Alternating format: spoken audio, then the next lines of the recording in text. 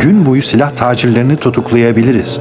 Ama yukarıdaki o son perde nasıl yenmeyi planlıyorsunuz? Birlikte.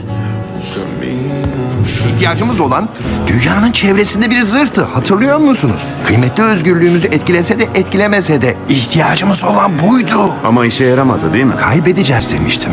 Sen de onu da birlikte yaparız dedin. Bir bakalım ne oldu? Kaybettik. Sen orada yoktun.